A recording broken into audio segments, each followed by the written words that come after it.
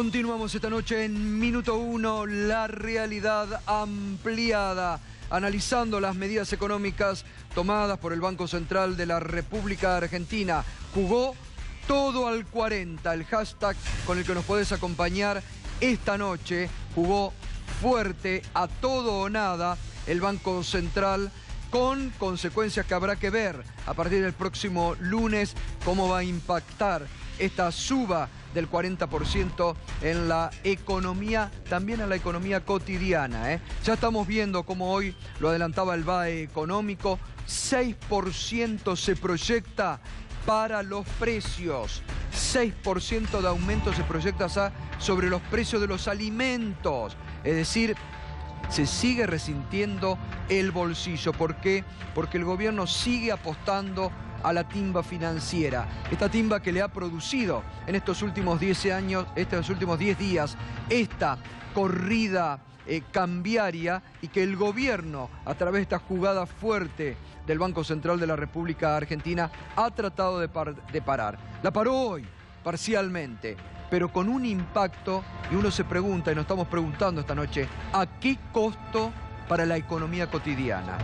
Para las pequeñas y medianas empresas, para usted, para el hombre de a pie. Decía además Fernando que en realidad hay que tomar el valor del 47% de la tasa, ¿no?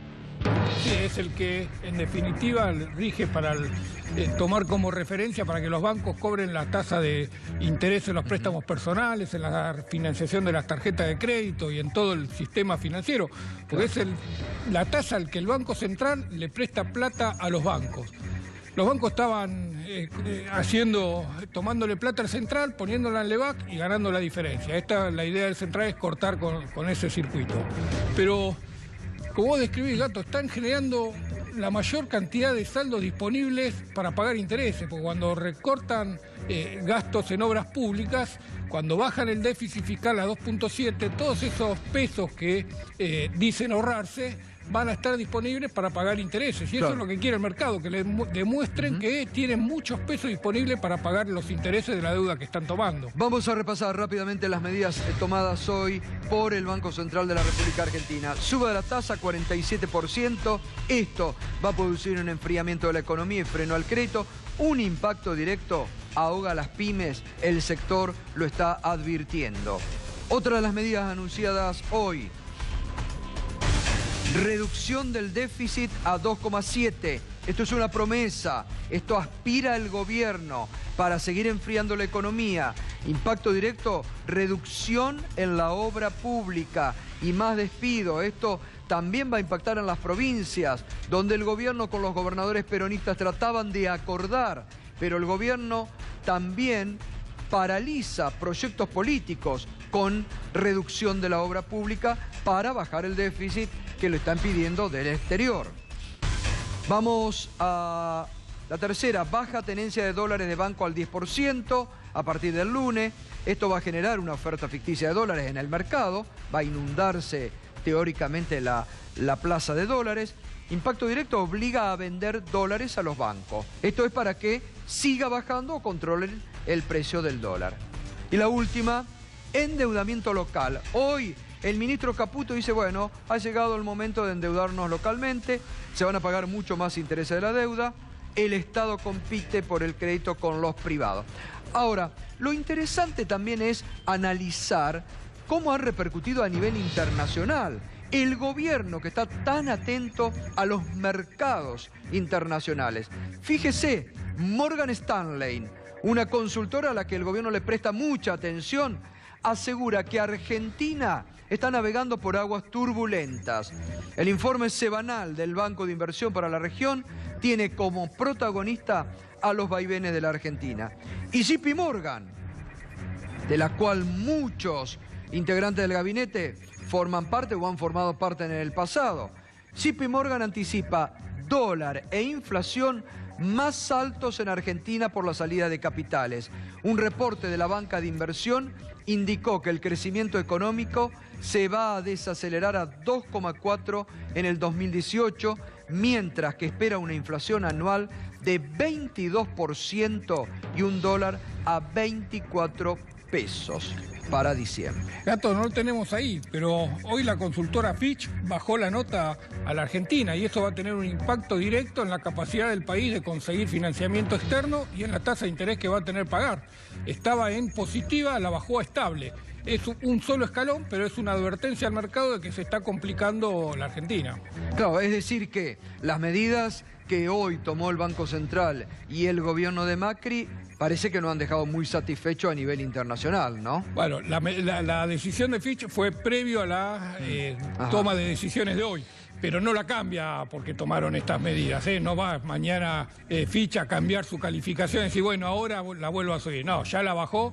Para que vuelva a subir un escalón pueden pasar varios meses y van a ser difícil que la Argentina retome ese sendero de mejorar en la agenda de las calificadoras. Enseguida vamos a estar con Pedro Vizcay, ex director del Banco Central de la República Argentina. Fue dejado de la institución, fue alejado de la institución por una decisión de Federico Sturzenegger, con quien no compartía aspectos de la política monetaria del Banco Central. Enseguida vamos a estar con él en el análisis. También está el intendente de Tigre, Julio Zamora, porque los intendentes también están sufriendo los tarifazos impagables. Durante toda esta semana lo hemos venido hablando con ellos y vamos a ver cómo repercute.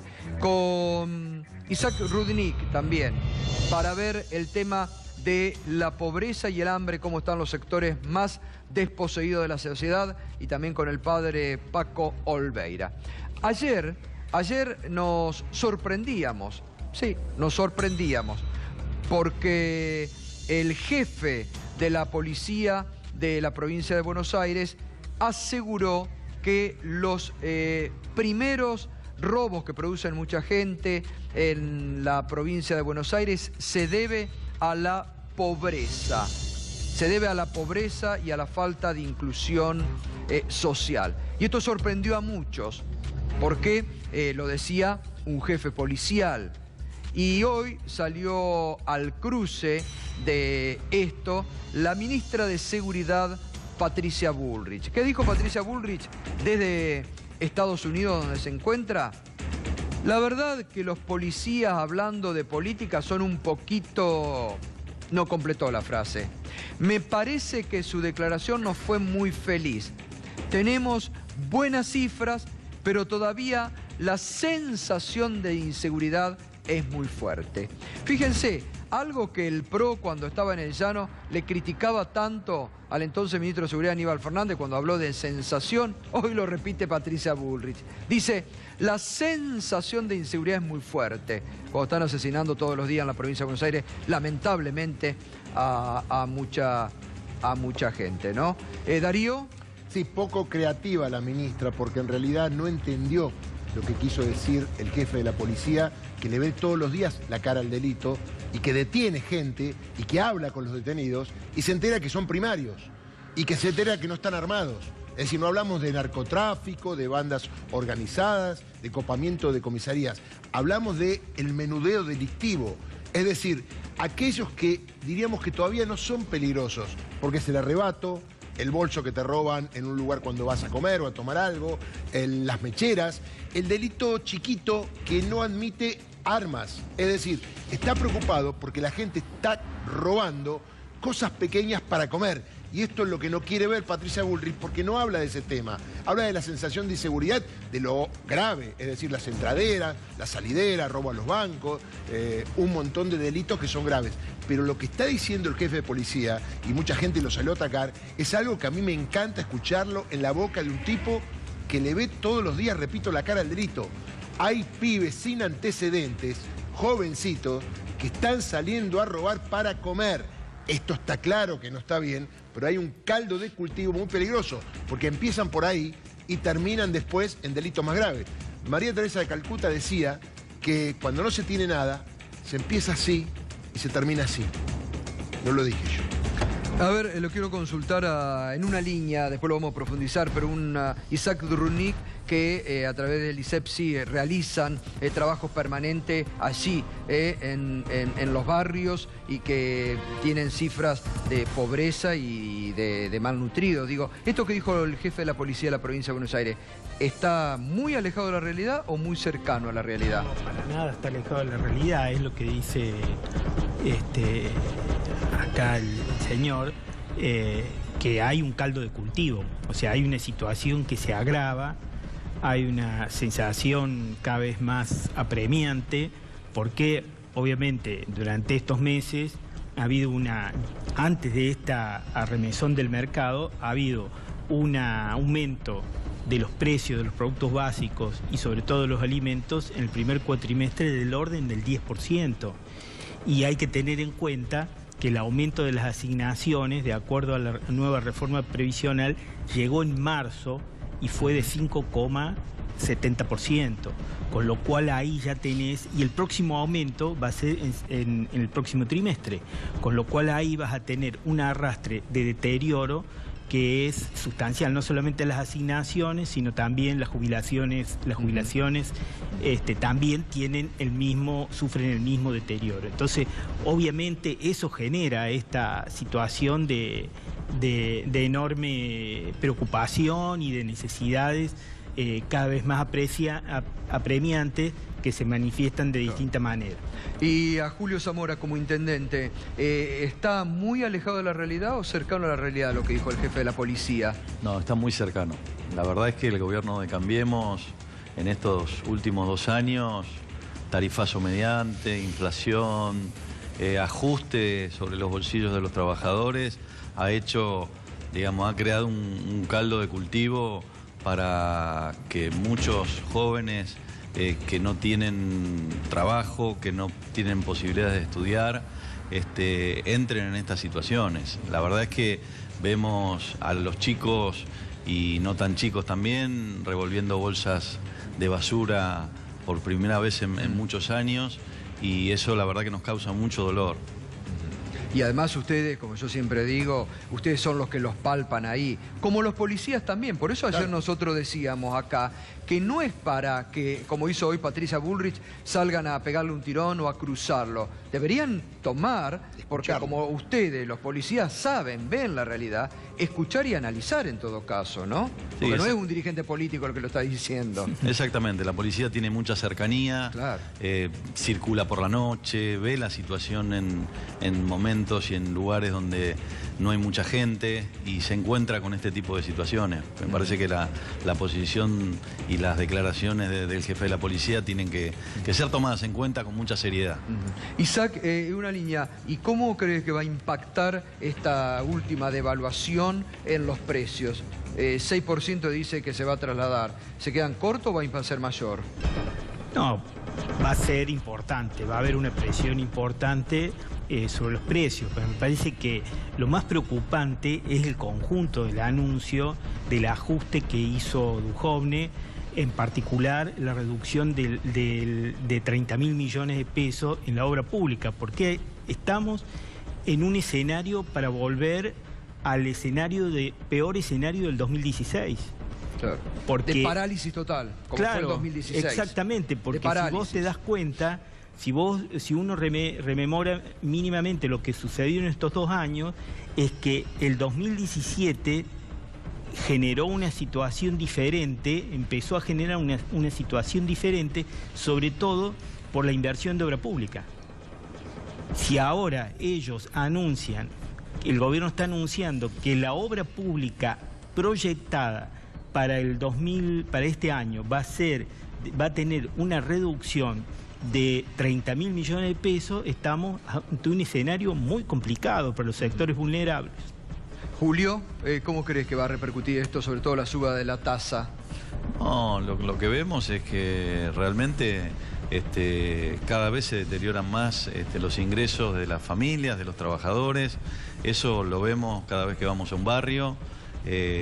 Yo me encontré con jubiladas que cobran 7.000 pesos, tienen que pagar 2.000, 3.000 pesos de luz. Tremendo, y tienen que optar entre comer o pagar las tarifas. Acá no hay una razonabilidad en los aumentos de tarifas, hay una desproporción que afecta la calidad de vida de la población, hay derechos consagrados constitucionalmente por pactos internacionales, la energía o el consumo de energía es un derecho humano y este gobierno realmente parece que no entendiera esta situación y sigue ajustando sobre los que menos tienen. Claro.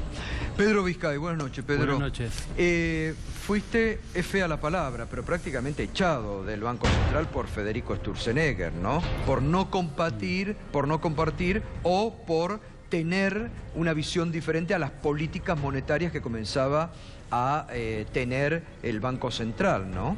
Mira, a mí me preocupa una cosa central en esto y es que el presidente del banco en diferentes oportunidades tuvo informes donde se advertía de los efectos descomunales que se iban a generar en la economía financiera, fundamentalmente a partir de la inestabilidad que generaba en aquel entonces y que vimos en estos días con un aumento descomunal de la tasa de interés. ¿Estamos hablando de qué año? Estamos hablando de cuando arranca el gobierno, 38% de tasa de interés, liberación absoluta de las regulaciones cambiarias, ingreso de capitales especulativos, y eso fue generando en todo este tiempo una masa de especulación, la bicicleta financiera, que la semana pasada comenzó a desarmarse y a retirarse. El propio Banco Central reconoce que hay cerca de 5.500 millones de dólares que se fueron del mercado financiero local en manos de compradores del exterior simplemente.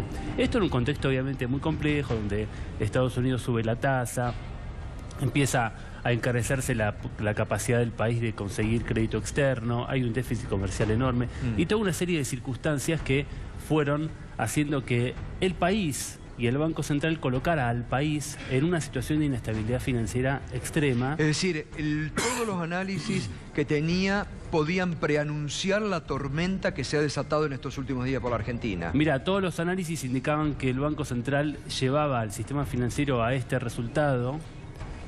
Y además, cuando uno mira las medidas que tomó el Banco Central en el día de hoy, una de ellas, que fue bajar del 30 al 10% las tenencias de dólares y de contratos dolarizados de los bancos, es una medida que en su momento, cuando tomó esta medida el gobierno de Macri, elevó al 30% y se le dijo también, miren, esta medida va a generar una profunda inestabilidad y vulnerabilidad externa en la Argentina. Hay votos puntuales en el directorio donde yo he votado en contra diciendo no suban la posición general de cambio, no suban la posición global neta de moneda extranjera, que son estas medidas que son muy técnicas, pero que básicamente controlan que los bancos no se pasen en la compra de activos dolarizados.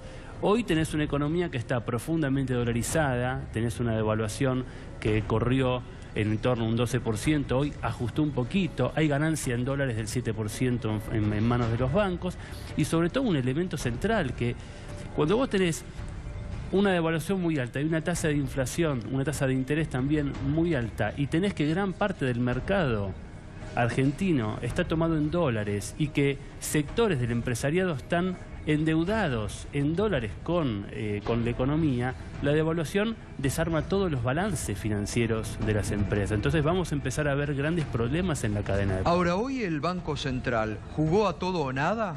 Hoy el Banco Central lo que hizo fue poner una pared para evitar que la corrida siguiera un curso sanguinario. La verdad que colocar en el mercado 7.000 billones de dólares de reservas en tan poquito tiempo, subir la tasa de interés al 40% con los efectos descomunales que esto tiene en la economía real, es ir a todo o nada para parar la corrida. Claro, ayer muchos decían, periodistas cercanos al gobierno decían, ayer, por hoy, bueno, mañana el Banco Central va a demostrar el poder de fuego que tiene, va a salir a vender todo lo que tenga que salir y va a actuar con las medidas que tiene que actuar.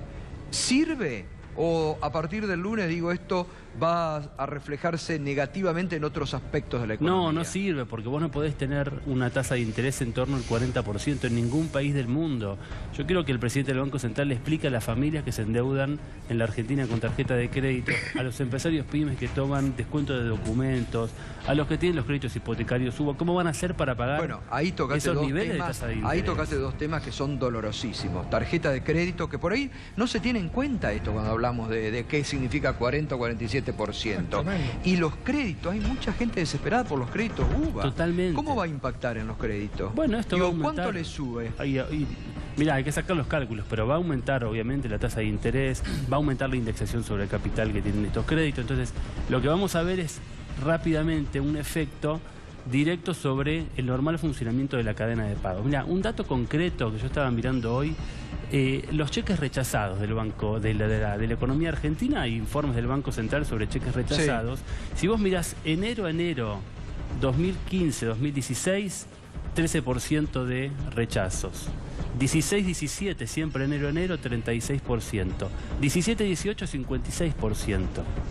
Entonces vos te estás yendo hacia una economía de la cadena de pago. Vos estás en una economía que directamente va a provocar un quiebre en la cadena de pagos. Y esto implica, fundamentalmente, que vos frenaste una corrida cambiaria, pero no tocaste los problemas de fondo y, entre otras cosas, le pusiste un cepo real a la economía productiva en la Argentina. Bueno, esto es lo que van a sufrir ustedes también en los municipios, ¿no? Digo, o esto es el día a día, digo, el receso a una cadena productiva, ¿no, Julio? Sí, exactamente. Se nota, bueno, en despidos, se nota en las empresas que vienen y nos plantean la imposibilidad de obtener un crédito, la imposibilidad de crecer.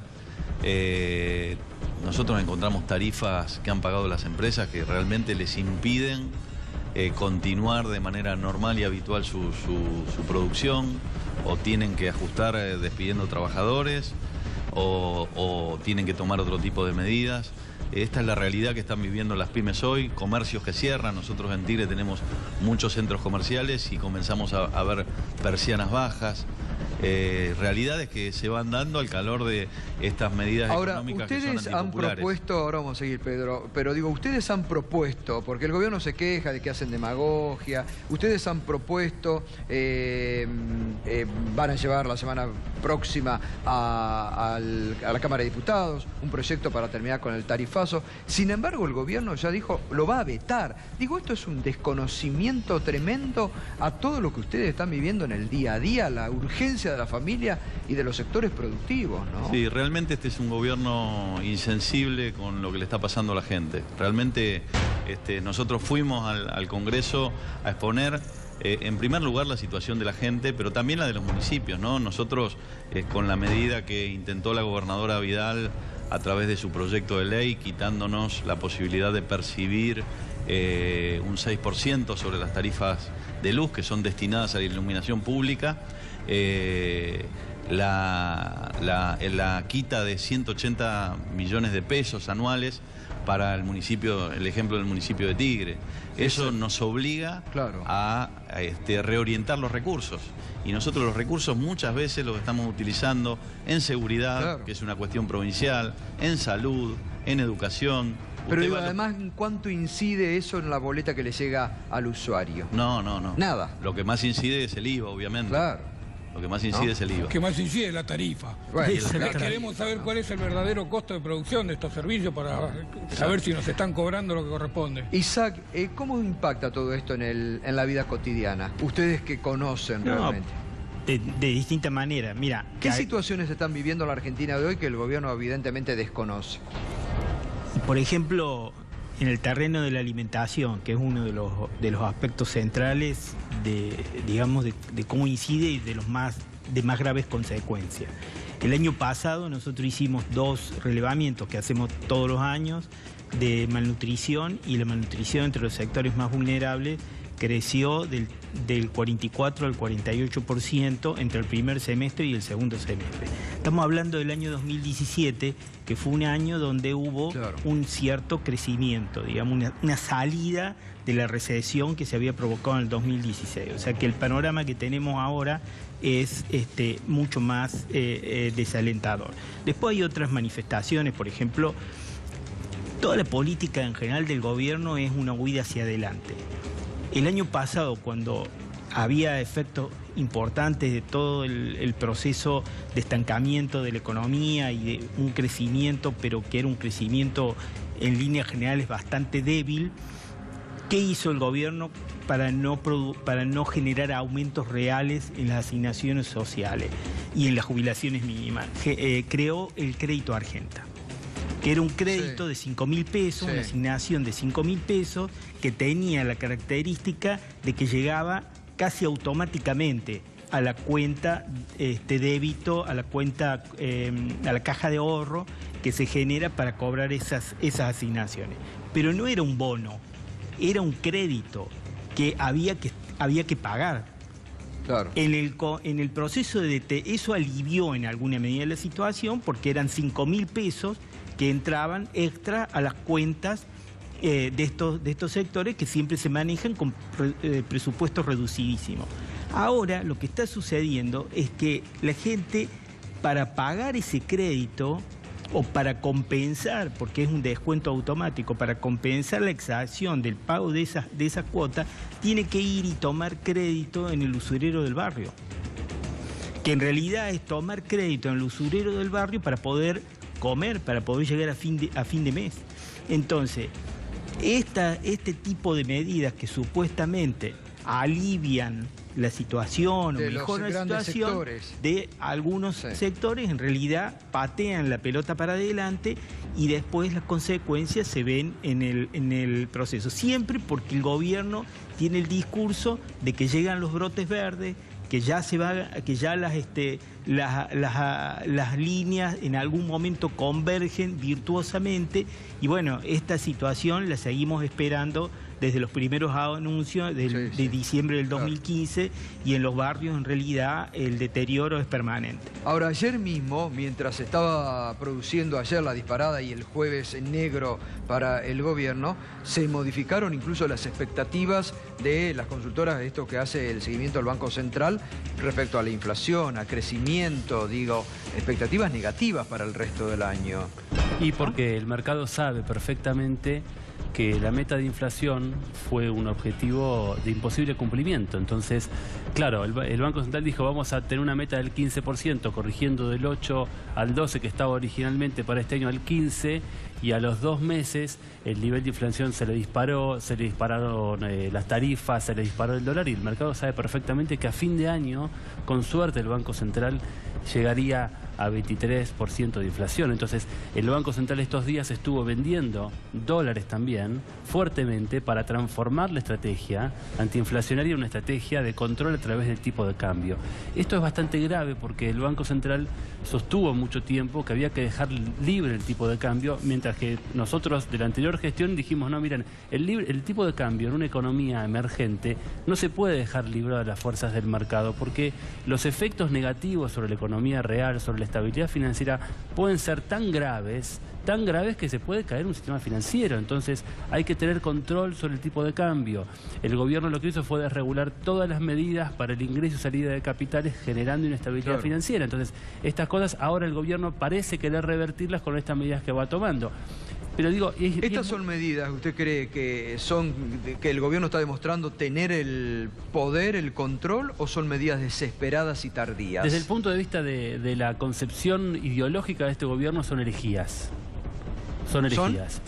Son herejías, porque el gobierno sostuvo incansablemente que el tipo de cambio tenía que estar librado a las fuerzas del mercado, y vimos cómo intervino abruptamente en el mercado vendiendo dólares a precios que obviamente eran convenientes para los grandes bancos en la República Argentina. Digo, hay informes, incluso hoy un gran economista de la ortodoxia ha denunciado esto en varios medios de comunicación. Lo mismo ha sucedido con la regulación sobre los capitales. Digo, la norma sobre la posición global neta de la moneda extranjera, bajando del 30 al 10% sobre el patrimonio de los bancos, es una medida de corte prudencial que el gobierno, cuando decidió eliminarla, lo hizo sosteniendo que era una medida que no tenía ninguna eficacia sobre el tipo de cambio. Sin embargo, ahora está tomando medidas de ese corte, pero obviamente lo hace muy tarde, lo hace con una situación de inestabilidad financiera que es tan grave que lo único que puede hacer el Banco Central con eso es posponer una crisis de fondo sobre la Argentina. Y déjame que te diga una cosa más que creo que es muy importante. El problema de los créditos vinculados con la usura y con las finanzas marginales es de una gravedad extrema, porque ahí las tasas de interés están por arriba del 100%. Claro. Tremendo. ¿Cuánto están por arriba, y están por arriba del 100%, depende de la voluntad del usurero. Pero lo que pasa es que obviamente hay situaciones de necesidad extrema que obligan a que se generen este tipo de situaciones. En general, es grave, claro. Las familias ven si pueden pagar la cuota y no la tasa de interés. Es muy grave porque a través de ese tipo de mecanismos se sustituye el poder adquisitivo del salario por el endeudamiento de las familias. Y el endeudamiento de las familias va acompañado, en muchas de los casos, por situaciones de recupero violento de esos créditos. Porque, claro, ahí no hay recuperadores de créditos por vías legales, ahí hay recuperadores a los golpes. Claro. Y esto el gobierno tiene que tomar nota, el Banco Central tiene que tomar nota, y no es casual que el Banco Central en su momento haya eliminado la gerencia de intermediación no autorizada, que era la gerencia dedicada a investigar ese tipo de prácticas ilícitas que están prohibidas por la ley, porque dar crédito usurero no solamente es prohibido por el nivel de tasa, sino porque se hace al margen de la ley, se hace al margen de la ley respecto de la regulación que tiene que tener otorgada previamente por el Banco Central, que es quien da las licencias para hacer intermediación financiera. Es un delito, la usura es un delito. La usura es un delito y la intermediación financiera no autorizada también es un delito. Ahora, estoy pensando, ¿no? Cómo todo lo que uno a veces analiza de la macroeconomía, pero va repercutiendo tremendamente en la gente, decía Julio, en el pequeño y mediano productor, en el vecino. Esto, ¿no? Que ustedes por allí también viven, estas situaciones a veces que están produciendo violencia ya, ¿no? Porque la desesperación de no tener de comer o no poder pagar una tarifa de luz produce también este tipo de violencia, ¿no? Sí, exactamente. Va a ver, se ven situaciones a diario. Nosotros hemos aumentado la ayuda alimentaria que le damos a familias vulnerables. Estamos hablando además de un municipio como Tigre, que dentro de todo, ¿no? Aproximadamente un 30% hemos aumentado la ayuda alimentaria que damos a familias vulnerables. Aproximadamente 8.000 familias reciben una ayuda mensual en Tigre. Y antes eran menos. Se suma, está Matías Cremonte, que ahora vamos a ir a hablar también, está escuchando, pero vamos a ir a hablar porque otro tema que nos preocupa, porque el gobierno en todo esto insiste con la reforma laboral, ¿no? Triaca hoy habló, dice que los que opinan en contra están en blanco y negro, para el ministro Jorge Triaca. Ahora qué mal momento, ¿no? Para la reforma laboral, no se puede creer, ¿no? Entonces, ¿es mal momento o cree que así como Macri se inmoló por el tarifazo, ahora quiere demostrar también fuerza y decirle al mundo, voy a sacar la reforma laboral, políticamente? Me parece que políticamente este gobierno ha mostrado su rostro real, que tiene que ver con el avasallamiento de derechos de los trabajadores, de los jubilados. Tanto Macri como Vidal han avanzado en distintos aspectos sobre los derechos de los jubilados, de los trabajadores. Vemos lo que se intentó en el IPS, el intento de reforma laboral del año pasado. Ahora vuelven con la misma situación. Me parece que este gobierno lo que está haciendo es aprovechar una atomización política de la oposición, y la oposición tiene que tener, digamos, la grandeza de poder dar una respuesta unificada a este avance del gobierno nacional. ¿Lo van a mantener, digo, la semana próxima en la Cámara de Diputados, de ir con el proyecto para torcerle el brazo al gobierno? Sí, no se trata de torcer el brazo. A mí me parece que lo que se trata es de enfrentar dos visiones distintas de la política, dos visiones distintas de valores y de qué intereses defendemos cada uno. Acá los intendentes que fueron, los diputados que estaban presentes el otro día en la reunión, estaban hablando de defender el interés de la gente común, que realmente con un aumento irrazonable de las tarifas no puede soportar no puede soportar el nivel de vida que llevaba. Eso es lo que estamos defendiendo. Está bien. Se suma el padre Paco Olveira de la isla Maciel. Padre, ¿y cómo está repercutiendo? Porque acá estamos hablando de tasas 40%, de suba del dólar. Y usted dirá, ¿y yo tengo que estar asistiendo? Que siempre voy al mismo ejemplo. Fíjese cómo en la Argentina, en vez de haber progresado en estos últimos 2 años y medio hemos atrasado. El padre tenía, me consta, porque hace muchos años que lo conozco, allí en la isla Maciel, venían de comedores, de la peor época de la Argentina, habían superado los comedores y en los comedores habían instalado pequeños talleres para darle trabajo, salidas laborales. Ahora tuvieron que sacar esos talleres y volvieron los comedores por la urgencia, por lo que decía Isaac, por la urgencia alimentaria. Esto es lo que muchas veces no se percibe, ¿no? ¿Y cómo están en materia ahora social? No, a ver, todos estos números que ustedes dicen son después realidades concretas. Es que hoy no podés llenar una garrafa que sale 300 pesos. El programa, hace 2 años me reuní con la vicepresidenta después de una carta que le había escrito. Lo único que conseguimos fue reunirnos con un área que traía las garrafas más baratas a los barrios. Cerraron también ese área.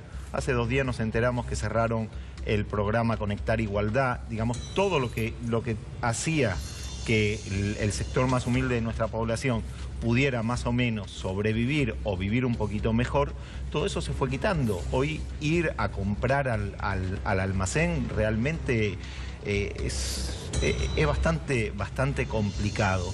Y la angustia que yo pienso cada día en un montón de gente en mi barrio que sé que no tiene laburo, que no tiene trabajo. ¿Cómo va a vivir esa gente? ¿De qué vive esa gente? Y bueno, aumenta la solidaridad, aumentan los comedores, pero esa no es la solución. ¿Cómo impactó el tarifazo de las tarifas impagables en esos sectores, padre?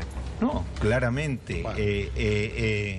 A ver, todo sigue subiendo, cada día aumentan los precios y la gente no está llegando a fin de mes.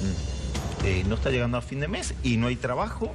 Y cada día es más la gente que te dice esto, que no llega y no son, no sé, a ver, hoy comprar un remedio es práctico, salirse de lo básico, que ya no llegás, todo lo demás se hace absolutamente imposible. Claro. Comentábamos antes que usted llegue, hoy lo hablábamos incluso en la radio esta mañana con usted, de estas declaraciones que ayer hizo el jefe de la policía de la provincia de Buenos Aires, que dijo, muchos salen a delinquir por una necesidad, por el hambre, por la no inclusión social, por situaciones desesperantes. Sin estigmatizar, porque no se puede estigmatizar, pero digo, esas necesidades, ¿ustedes las ven? Y claro, a ver, esta mezcla, ¿no?, de delito con una necesidad. Claro, a ver, todo el mundo sabe que las sociedades más igualitarias son las sociedades donde hay menos delitos. Nosotros en nuestros barrios decimos siempre, ningún pibe nace chorro, ni nace para chorro. Es decir, cuando hay alguien que terminó siendo chorro, siendo delincuente, es un fracaso en nuestra sociedad, ¿sí? Pero hay una violencia que es primero la de arriba. Después muchas veces nos dicen, no, pero es que les gusta vivir de arriba. Yo digo, ¿quién vive de arriba si no es el que está en todo este juego del Levac, del peso, del dólar, que gana millones, que te hacen una corrida bancaria y que después la paga la pobre gente que está sin laburo, la pobre gente que no puede ir a comprar a la esquina? Un santo padre de la iglesia de los primeros tiempos decía que si uno desnuda a un pobre le llaman ladrón, pero el que no viste a un pobre es mucho más ladrón todavía, ¿no? Y lamentablemente en nuestro país hay muchos que están desnudando a los pobres día a día. Sí. El otro día, no me acuerdo quién acá en el programa, ¿no?, hablaba y hacía como un análisis y decía, ¿no?, de ahí la impresión que en lugar de estos sectores que usted está describiendo tengan bronca o odio hacia el gobierno, pareciera que es al revés. Es el gobierno el que pareciera que tiene odio hacia esos sectores. Lo dijo Lula. Lo dijo Lula. Claro. Nunca pensé también, que llevar un plato de comida a un pobre podía generar tanto. Pero yo creo que acá lo dijo el otro día Eduardo de la Serna cuando estuvo también, ¿no? Sí. Digo esto, ¿no? Es como que parece que el gobierno todos los días está haciendo medidas para, en vez de favorecer a los sectores más desposeídos, de jorobarlos, ¿no? Esa es la sensación. Es un gobierno que está actuando todos los días para alimentar la ganancia del poder económico en la Argentina y para destruir la capacidad de compra del poder adquisitivo del salario. Entonces, cuando uno ve que frente al poder adquisitivo el poder económico gana, Entonces, el modelo es un modelo de transferencia de riquezas hacia los sectores más poderosos. Por poner un solo dato, lo que se paga en la Argentina en estos 2 primeros meses del año, lo que se pagó por intereses de la deuda externa, fueron cerca de 40.000 millones de pesos. Sí, una barbaridad. Y el gobierno salió a decir que va a bajar el déficit fiscal medio punto del PBI, son casi 2.000 millones de dólares. ¿Cuántos jardines de infante cuando puso el presidente esa imagen de los jardines de infante que se podían construir? ¿Cuántos jardines de infante? ¿Cuántos comedores humanitarios? Pero además el país está gastando en el pago de los intereses de la deuda externa lo que podría estar usando en otros recursos, producto que estamos atados a un modelo de estrangulamiento externo y de financiamiento por deuda con los mercados del exterior. Ese fenómeno no tiene salida si no es a partir de una solución política profunda en la República Argentina. El mercado no va a dar una solución, la solución la va a dar la política. Y lo que estamos viendo es que las medidas que toma el gobierno conducen rápidamente a una crisis política. Conducen a una crisis política porque no puede dar respuesta el gobierno a la crisis económica que él mismo generó. La crisis que ha generado tiene que tener una respuesta y esa respuesta la tiene que dar hoy la política. Totalmente, totalmente. Matías Cremonte, buenas noches, Matías. Buenas noches. En todo esto el gobierno insiste otra vez, lo hemos hablado ya muchas veces con vos, con la reforma laboral, ¿no? Cuando todos los sectores dicen imposible que pase. Pero es muy paradójico porque la realidad que da cuenta todo lo que se está mencionando en la charla o en las intervenciones de cada uno de los presentes habla más bien de una situación de emergencia, ¿no? De una situación de deterioro absoluto de las capas sociales, sobre todo de los trabajadores. Y en ese contexto, por supuesto que son necesarias políticas sociales, pero en el sentido inverso a la que se pretenden hacer con una reforma laboral. Debiera prohibirse el despido, digamos, tender a proteger la fuente de trabajo. Sin embargo, la reforma laboral que se intenta nuevamente presentar ahora, se intenta aprobar nuevamente ahora, va en el camino totalmente inverso, es decir, abaratar el despido, ¿no? Cuando lo que se pretende es crear empleo, supuestamente se reducen las indemnizaciones. Se plantea, en vez de fortalecer el empleo formal, el trabajo con derechos, se vuelve a insistir con las pasantías, que fue un mecanismo absolutamente, digamos, en los años 90 quedó claro que fue totalmente precarizado. Tremendo fue lo de las pasantías, era tremendo lo de las pasantías. Cómo a mucha gente joven se la usó, se la engañaba, pero se la usaba laboralmente y se las tiraba después de haberlas usado. Tremendo, es de lo peor que puede. Insisten con un proyecto que es la misma letra que el proyecto, que lo que fue ley de pasantías en los años 90, que terminó justamente con contratación de mano de obra barata por fuera de los convenios colectivos. Primero 3 meses, después 6 meses. Sí, lo iban pateando, No tenía nada que ver con la formación o la capacitación profesional, con la inserción de los jóvenes en el mercado de trabajo, sino todo lo contrario. Lo mismo pasa con la posibilidad de crear este fondo de cese de empleo, digamos, que los empresarios ya ni siquiera tengan que pagar la indemnización toda junta, que también tiene un efecto disuasivo, ¿no? El sentido de que sea caro y de algún modo ponga un límite al empresario que va a despedir a un trabajador que tiene por ahí muchos años de antigüedad. De esta manera, al pagarlo un fondo, a ir aportando mes a mes ese fondo, indudablemente lo que va a promover es que los empresarios se saquen de encima a los trabajadores con más antigüedad, con más calificación, con más salario, para contratar mano de obra también, ingresante con salario más bajo. Es decir, una reforma laboral que va en el sentido totalmente al contrario a lo que la realidad requiere. Pero además incluso, olvidémonos de esta situación de emergencia en la que evidente e indudablemente estamos. Si se pretende enfrentar una situación X y el objetivo del gobierno como política general es la creación de empleo, es la llegada de inversiones, es el crecimiento de la economía, está demostrado. Hay estudios de la Organización Internacional del Trabajo en todo el mundo, analizaron los últimos 14 años todas las reformas laborales. Ningún país que reformó su legislación laboral en términos similares a esta, es decir, de manera regresiva, retrocediendo en materia de derechos laborales, ha logrado detener, ni siquiera el crecimiento del empleo, ha logrado detener la caída del empleo, ha crecido el desempleo. Bueno, el camino que vamos lamentablemente es ese, ¿no? Sí, empeorar las condiciones. ¿Cuánto de empleo precarizado se ve, Isaac, en estos análisis, en estos que ustedes hacen en el terreno? Lo que pasa es que hay hay algunas situaciones que se disfrazan.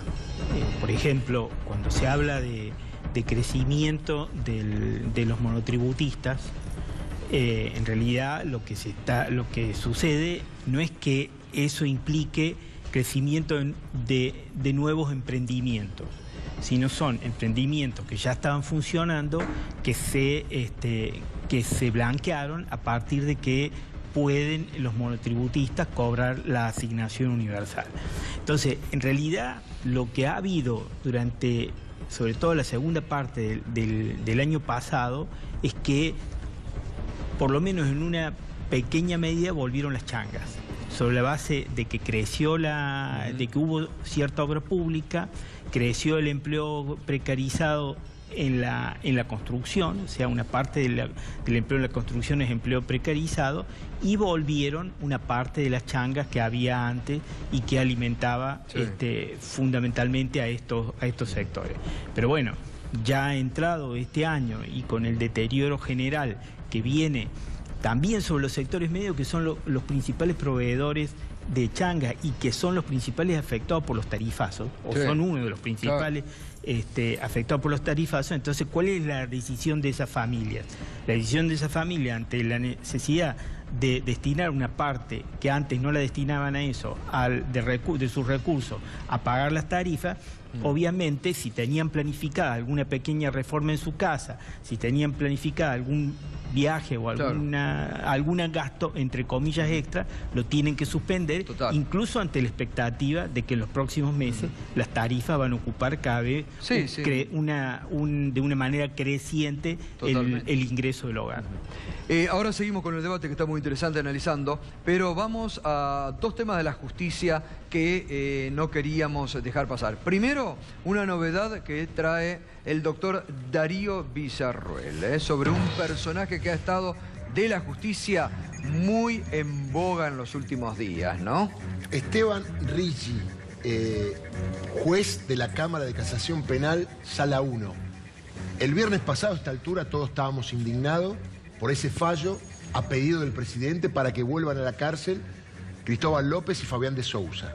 Obviamente en una persecución porque, más allá de la calificación legal del hecho, si era evasión o fraude al Estado, obviamente es un delito excarcelable y no tienen que estar en prisión. La prisión es un castigo y es arbitraria. Pero recordemos que todavía había un plazo para resolver. Se presentó el jueves el alegato de la defensa y el alegato de la fiscalía, que pedía la detención, y se resolvió el viernes. Y estuvimos averiguando por qué se resolvió el viernes, si había 20 días de plazo. Recordemos, el lunes fue feriado, el martes fue feriado, quedaba miércoles y jueves. Hoy nos enteramos que el juez Esteban Ricci, que entre los fundamentos para dejar preso a Cristóbal López fueron sus declaraciones que hizo a la salida en su momento cuando estuvo detenido. Dijo que alguien que piensa así, obviamente, puede eludir la acción de la justicia. Algo que no tiene antecedentes en los anales de la justicia. Esteban Ricci, hoy, hace un ratito, se fue un mes de vacaciones a los Estados Unidos. Pero no está la feria todavía. Que tenía los pasajes. Pero estamos en mayo. Claro, y lo apuraron. Dice, Esteban, firma que no tenemos que ir. En mayo estamos. Un mes de vacaciones. Se ve que le deben la feria, debe tener licencias acumuladas, pero digo... Sería muy interesante para los que pedían que se investigue la otra vez a los jueces. A eso iba. Ballestero y Fará, que se escandalizaron tanto porque había, a ver que investiguen ahora, a ver con qué fondo se va. Claro, porque Fará y Ballestero no se fueron a ningún lado. A ningún lado, ¿no? Digo, en esto de que automáticamente después de este fallo, a pedido del presidente, recordemos que la tapa de Clarín decía por orden de la justicia, como diciendo, Macri no tuvo nada que ver y nosotros tampoco. Cuando en realidad, ¿por qué va presa la gente? Por orden de la justicia. Obvio. ¿O no? Bueno, sería interesante que o que el Consejo de la Magistratura, ¿no? Porque un mes, un juez en mayo de vacaciones. Bueno, y el otro tema, Aida Ayala, diputada nacional de Cambiemos. Vean la doble vara de también en este aspecto de Cambiemos, ¿no? Cuando ocurrió lo de Julio De Vido, inmediatamente Cambiemos, la Cámara de Diputados, desafuero ya. Y presión mediática, tapa de diario. Ni pasó por la Comisión de Asuntos Constitucionales. No, pasó de largo. Así no directamente al recinto. Esta semana, la Comisión de Asuntos Constitucionales, Aida Ayala. A ver, estamos hablando de una diputada nacional de Cambiemos, muy importante, que hoy el juez que entiende la causa de Aida Ayala ratificó el pedido de prisión. Le rechazó la exhibición de prisión a la diputada nacional Aida Ayala. Es decir, que el juez ratifica el pedido de prisión. Pero esta semana, la Comisión de Asuntos Constitucionales de diputados dijo, tenemos que analizar, no podemos otorgar el desafuero rápidamente, tenemos que analizar, ¿no? ¿Qué es lo que corresponde? Pero no lo hicieron con Julio Devido. Es decir, no, como decís vos, hay la doble vara. De alguna manera, en ninguno de los dos casos, aclaro, debió prosperar el desafuero, ni de Devido ni de esta jueza. Bueno, ahí está, la jueza ratificó, perdón, es una jueza, eso tenía mi duda, la jueza ratificó el pedido de detención, de la diputada Aida Ayala. A su vez, la legisladora oficialista recusó a la magistrada acusada de vulnerar la garantía de imparcialidad. Podría pedir que se revoque su detención. Es decir, acá está. Vamos a recordar a ver a Aida Ayala, de quién estamos hablando, ¿no? Porque acá está también el apriete de la justicia. Claro. Acá está el apriete de la justicia. ¿Cómo? Para algunos casos, la justicia mete prueba aunque no estén procesados, les quita el desafuero a Julio Devido aunque no haya tenido una indagatoria. Y acá, cuando ya le tomaron declaración a la diputada Aida Ayala, ya le tomaron declaración. Avanzó el proceso. Ya la procesaron. Ya la procesaron, está procesada. Y la jueza pide, Cambiemos dice, no hay que esperar. Le han metido presión, quieren apartar a la jueza. Así es como Cambiemos manipula y presiona a la justicia de la Argentina. Para uno, marche preso. Para otros, no, hay que esperar. Vamos a ver. En 2014, la por entonces intendenta, ¿de qué se la está acusando, no? En 2014, la por entonces intendenta de Resistencia montó, dice el fiscal, una ingeniería para beneficiar a la empresa PIMP Sociedad Anónima con el negocio de la recolección de residuos en la ciudad. Se la acusa de ser la jefa de una asociación ilícita agravada que lavó dinero público, defraudó a la administración pública y se enriqueció ilícitamente, todo agravado por ser funcionaria pública. Para poder llevar adelante esta maniobra, junto con Jacinto Zampayo, se encargaron en primer lugar de construir o armar estructuras societarias con la clara finalidad de ocultar sus identidades, valiéndose de personas de confianza que, bajo sus órdenes, llevaron adelante el designio criminal. Maniobras fraudulentas, se la acusa por 260 millones de pesos. Bueno, un escándalo de corrupción que Cambiemos está queriendo tratar de evitar. Por supuesto, no es tapa de los diarios, no están los diarios, se la trata de tapar, de ignorar, porque le toca a uno de ellos. Ratificamos, hoy la jueza pidió nuevamente la detención de la diputada Aida Ayala, protegida por el gobierno nacional.